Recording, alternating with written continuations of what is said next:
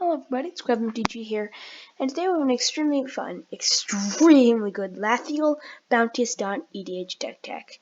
Very, very, very good. So Lathiel is a 2 green white legendary 2/2 unicorn with lifelink, and she says at the beginning of each end step, if you gain life this turn, distribute up to that many +1/+1 counters among any number of target creatures.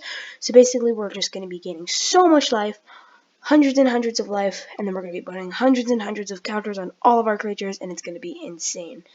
And also, I love the flavor text. It says, "Weeping, the hunter cast aside her bow, struck by the majesty of the creature before her."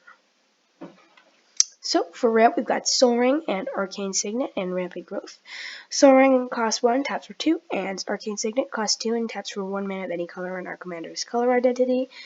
And Rampant Growth searches our library for any basic land and puts it onto the battlefield tapped.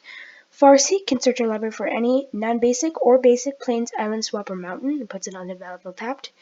Then 3 visits is 1 in the green for a sorcery. We search our library for a forest card, put it onto the battlefield untapped, and then we shuffle our library. And then Cultivate says, search your library for 2 basic land cards, put one of those lands into your hand and the other into the battlefield tapped. Then we've got some larger ramp spells with Circuitous Route and Migration Path, which both search our library for 2 basic lands and put them both into the play tapped. Then we have some creatures with Soul Warden and Soul's Attendant, which each say whenever another creature enters the battlefield, we may gain 1 life. So we gain those all add up to Lathiel's triggers.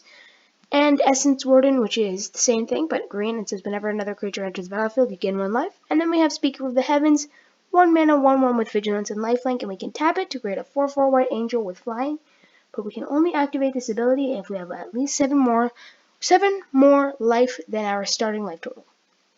Then we've got Future Priest, which is, says whenever another creature enters the battlefield under your control, you gain 1 life. And then whenever a creature enters the battlefield under an opponent's control, we may have that player lose 1 life. Angel of Vitality, if we gain a life, we gain that much life +1, and then it gets +2/+2 as long as we have 25 or more life. Abzan Falconer, each creature you control has a +1 with a +1/+1 counter on as flying, so it makes our huge army flying, which is awesome. And we've got Good Fortune Unicorn, with all the creatures that are entering the battlefield and all the counters flying around. This can just put more and more counters, and it gets so amazing and out of hand. And this card is a unicorn just like our commander, so it's very flavorful. It says whenever another creature enters the battlefield, put a +1/+1 counter on that creature. Then I've got Heliod, Sun Crowned, which is 2 and a white. As long as your devotion to white is less than 5, it isn't a creature. And it says whenever we gain life, put a +1/+1 counter on target creature or enchantment you control. And then we can pay 1 in white, another target creature gains lifelink until end of turn. Very nice. Night of Autumn. It says when it enters, we can choose one, put 2 +1/+1 counters on it, destroy an artifact or enchant, or we gain 4 life. So that's pretty good. Then we got a Biowaste Blob, which says oozes you control get +1/+1. At the beginning of your upkeep, if you control a commander, create a token that's a copy of it. So basically just creating a bunch of blobs, a bunch of oozes that we can then put counters on so we have a bigger army. Spawn Writhe also duplicates itself. When it deals combat damage to the player, put a token that's a copy of it onto the battlefield. Then we've got Spike Feeder, 1 green. It comes into play with 2 +1/+1 counters, but more importantly, we can remove a +1/+1 counter from it to gain 2 life, which then we can put 2 +1/+1 counters back on it, and then we can keep on putting a +1/+1 counter on it every turn, which is very nice. And if it has hundreds of counters, not hundreds, but a bunch of counters, and we can remove them all and gain so much life. Then we've got Task Guard Captain, 2 in green. Each creature you control with a +1/+1 counter on it has trample. Regional Unicorn, if you know the deck text I like to build, you know I like a little bit of jank in there. That's what Regional Unicorn is. Just fits the flavor of our commander. And Hero of Bladehold, Battlecry, when it attacks, each other attacking creature gets +1/+0. And when it attacks, put 2 1/1 white soldier creature tokens onto the battlefield tapped and attacking, again creating a lot of creatures to put +1/+1 counters on. Lockdown Hierarch, it can regenerate our creatures, and when it enters, we gain 4 life. Rock's Faithmender, if we would gain life, we would gain twice that much life. Sarah Ascendant, we automatically have 40 life, so when it enters, basically it's a 1 mana 1/1 1 mana 6/6 with lifelink, insane, and has flying. Very insane. Trostani, Celestine's Voice, green, green, white, white. When another creature enters the battlefield, we gain life equal to that creature's toughness. Very insane. And we can pay 1 green, white, and tap it to populate. And we're making a lot of tokens, so this is very good. Wall of Reverence. At the beginning of our end step, you can gain life equal to the power of target creature control. Considering we're going to have huge creatures, we're going to gain a lot of life. And then, probably one of the best cards in this deck, Archangel of Thune. 3 white, white for a flying lifelink, 3 for Angel. Whenever we gain life, put a +1/+1 counter on each creature you control. So this, as you can imagine, gets out of hand real fast. I've got Crested Sunmare. Other horses you control have indestructible, and then at the beginning of each end step, if we gain life this turn, create a 5/5 white horse creature token. Insanely good. Shattered Angel, 3 white, white. Whenever a land enters the battlefield under an opponent's control, we can gain 3 life. Very nice. And then we have another good card, Sunscorched Regent. Whenever an opponent casts a spell, put a +1/+1 counter on it, and we gain 1 life. So it's doing both of the things we want to do in this deck. Then we've got Giant Artifact, which again makes copies of itself, and then we have like an army of giant artifacts. Then we put more +1/+1 counters on it. Again, gets out of hand. Hornet Queen, we have a lot of enter the battlefield triggers, so creating 5 bodies, triggering all those gain life, enter the battlefield triggers is amazing. And again, more creatures to put +1/+1 counters on, and fits our overall token strategy, which is also what we have. Crater Hoof Behemoth, again fitting our token strategy. If we have enough mana, 5 green, green, green, 5/5 with haste. When it enters the battlefield, creatures you control get +X until end of turn, and trample, where X is the number of creatures you control. Very insane game-winning card. I've got Shell Eye, Voice of Plenty. You, Planeswalker you control, and other creatures you control have hexproof, so this is protecting our entire board. We can put a +1/+1 counter on each creature you control, and it's just a nice 3/4 flying, which we can dump counters on. And we have a very, very good way to win with this deck, which is Walking Ballista. We can pay double X, and then it enters with X +1/+1 counters on it. We can pay 4 to put a +1/+1 counter on it, but more importantly, it has an activated ability where we can remove a +1/+1 counter from it to deal 1 damage to target creature or player. So what we can do is we can put all our counters on this guy, right? So it becomes like a 100/100 or a 200/200 by the end of a couple turns. And then basically we just remove all those counters and just with his activated ability and just literally kill everybody, which is awesome. Then we've got some instants and sorceries. With a Gelatinous Genesis, we can dump a bunch of mana to create XXX green ooze creature tokens, and it costs XX green. I love ooze so much.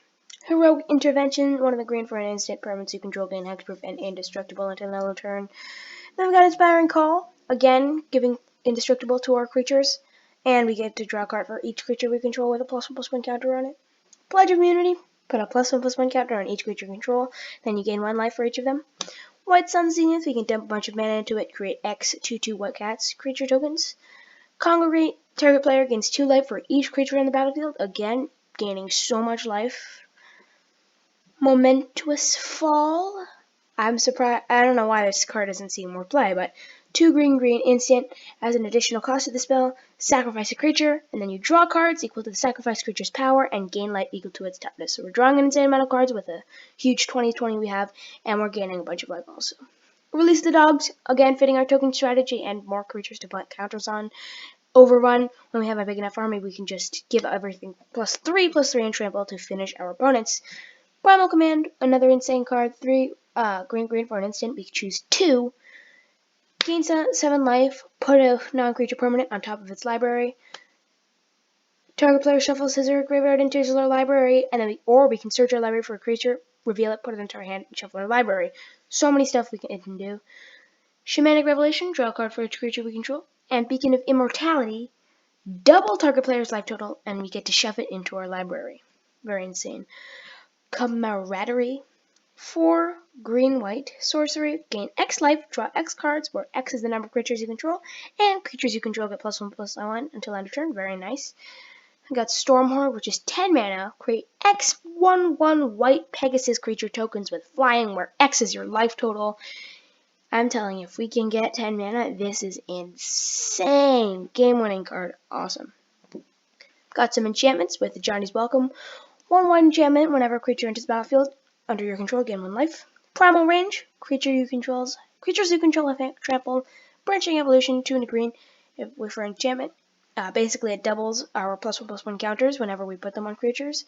Spear of Heliod, another anthem, and it can destroy a creature that deals damage to you this turn. Boon Reflection, if we would gain that much life, we gain twice that much life instead. Divine Visitation, with all the tokens we're going to be making, 4/4 white angel creature tokens are better, right? So that's what Divine Visitation does. Basically replaces all our tokens with 4/4 white angels with flying. Doubling Season, very, very good. If an effect would make tokens under your control, it creates twice that many tokens. So again, fitting our token strategy, and if an effect will put one or more counters on a permanent you control, it puts twice that many. So fitting both two themes of our deck. Noble Purpose, whenever a creature you control deals combat damage, you gain that much life. So this isn't lifelink, which is awesome, because if we have a creature already with lifelink, here's the thing, if Noble Purpose just said creatures you control have lifelink, then it wouldn't give a creature already with lifelink double lifelink. But since Noble Purpose doesn't say that it has lifelink, that means it's double lifelink, so it's really awesome. I've got True Conviction. Creatures you control have double strike and lifelink, very insanely good. And for the mana space, we have a fetch land, which is the green-white fetch land, Temple Garden, green-white shock land, and Temple of Plenty, which enters tapped, and when it enters battlefield, scry 1. Sun Petal Grove, it enters battlefield tapped unless we control a forest or plains, and it can tap for either of our colors. Horizon Canopy, we can pay 1 life to add either of our colors, but we can also pay 1 and sacrifice it to draw a card. Canopy Vista enters battlefield tapped unless we control 2 or more basic lands, and then we're running 15 forests and 15 plains, and yeah, that's it for today. So hope you enjoyed the video. Don't forget to subscribe, like, share, comment, all the good stuff, and I'll see you next time.